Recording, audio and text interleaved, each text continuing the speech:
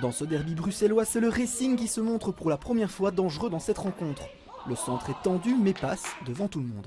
Le Léo réagit directement. Face à face entre Julia Kick et Emma Buckley, l'attaquante contourne la gardienne mais se heurte au retour de Di Bernardo qui sauve la balle sur la ligne. Toujours dans le premier quart d'heure, PC pour Meulemans, bien arrêté par Juliette Grignard. Après la pause, la rencontre gagne en intensité. PC pour le Léo suivi d'une belle parade de Buckley. Meulemans va finalement trouver l'ouverture du score après PC. Le Racing prend donc l'avance dans cette rencontre, 1-0. Le Racing est clairement dans un temps fort. Pas moins d'une minute plus tard, Willems passe tout près de tuer tout suspense.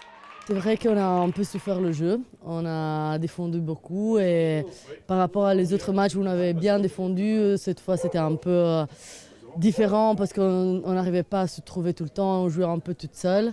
Le 2-0 va finir par arriver pour les joueuses du Racing. Suite à un moment de flottement dans la défense, c'est Lucia Lopez Alonso qui pousse la balle au fond. L'objectif c'est d'être dans les 4 premiers de la poule. Donc voilà, on ne va pas non plus s'enflammer par rapport au classement.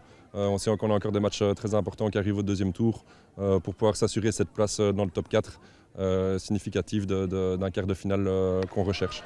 Le Léo va se créer une dernière possibilité en fin de rencontre, mais Balanguien manque le cadre. 2-0, on en restera là. Les joueuses vont maintenant pouvoir souffler lors de cette trêve, à l'exception tout de même des internationales. On a un gros programme avec les Red Panthers et on part aux États-Unis dans 15 jours maintenant. Puis il y a la Pro League qui commence, donc ça va être un rythme assez intense, mais aussi super excitant avec des très chouettes matchs et des très chouettes déplacements à faire. Donc un chouette programme en tout cas. Il va donc falloir s'armer de patience avant de revoir les joueuses sur le terrain. Le championnat ne reprend ses droits que le 17 février prochain.